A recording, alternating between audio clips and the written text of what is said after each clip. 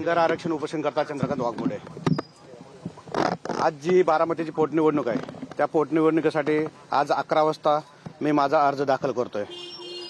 त्या पाठीमागची कारणं अशी आहेत की जे पवार फॅमिली आहे आजपर्यंत पवार फॅमिलीने धनगर आरक्षणासाठी कुठलाही मुद्दा घेतलेला नाहीये। त्यासाठी मी 2023 मध्ये बारामती प्रशासकीय भवन समोर धनगर आरक्षण उपोषणासाठी बसलो असता ते बारामतीत असताना देखील त्यांनी माझ्याकडे पाठ फिरवली आणि ते तिथं येऊ सुद्धा शकले नाहीत। त्यांचा जर आम्हाला विरोध असेल धनगर आरक्षणासाठी तर आमचा का त्यांना विरोध नकोय, म्हणून मी ही निवडणूक त्यांच्या विरोधामध्ये लढणार आहोत। लक्ष्मण हाकेंनी तर आता एकंदरीत माघार घेतल्याचं चित्र पाहायला मिळते। तुम्ही लक्ष्मण हाकेंसोबत काम केलेलं आहे, काय भूमिका असणार आहे तुमची? बरोबर आहे तुमचं, कारण लक्ष्मण हाके सरांचा तो विषय आहे, माझा विषय नाहीये। कारण मी त्यांनाही बोललो होतो मी माझा फॉर्म भरणार आहोत, त्यामुळे तो त्यांचा विषय आहे। त्यांनी माघार घेतली की नाही घेतली ते त्यांनाच माहीत।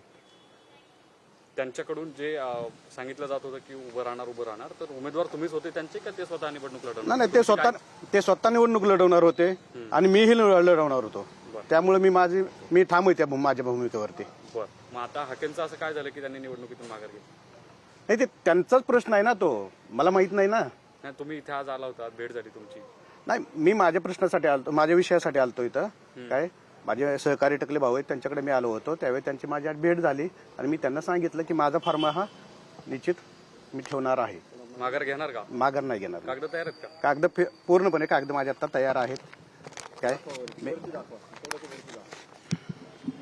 इकडे पण दाखवा, या साईडला गेल्या काही दिवसांपासून लक्ष्मण हाकेंसोबत दिसत आहे। एकंदरीत लक्ष्मण हाकेंनी जर माघार घेतली तर लक्ष्मण हाकेंचाच हा डाव आहे वाटतंय का चंद्रकांत वाघमोडेंना पुढे टाकून बारामती निवडणूक? नाही, माझा स्वतःचा मी सक्षम आहे। त्यासाठी मी धनगर आरक्षणाच्या उपोषणाच्या माध्यमातूनच ही निवडणूक लढवत आहे। ते ओबीसी साठी लढतात, मी धनगर आरक्षणासाठी लढतोय। तुम्हाला जर आश्वासन दिलं तर तुम्ही माघार घेणार? जर का आश्वासन कुठलं, आजपर्यंत त्यांनी आश्वासन देत आलेत। देवेंद्र फडणवीस स्वतः बारामतीत येऊन 2014 रोजी आम्हाला तुम्ही निवडून द्या, आम्ही तुमच्या पहिल्या कॅबिनेटमध्ये तुमचं आरक्षणाचा विषय मार्गी लावू हे बोलले होते। अजून त्यांनी काहीच हालचालच केली नाहीये। भाजप सरकारने फसवणूक केली म्हणून तुम्ही उमेदवार दाखल करणार?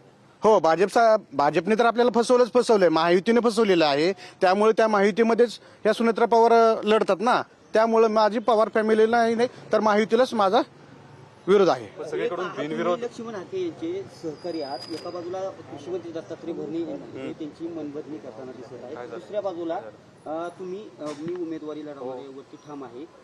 तुम्ही आता नाराजी झाली का काय नक्की? नाही, माझी नाराजीचा विषयच नाही, मी पहिल्यापासूनच ठाम आहे माझ्या अर्जावरती। मी निवडणूक लढवणार आहे त्यावरती।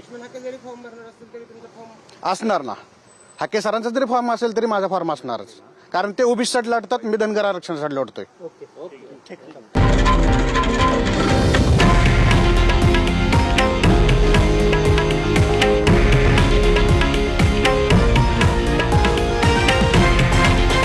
हे आहे देशातील नंबर 1 न्यूज नेटवर्क आणि आपण पाहत आहात TV9 मराठी, एकमेव।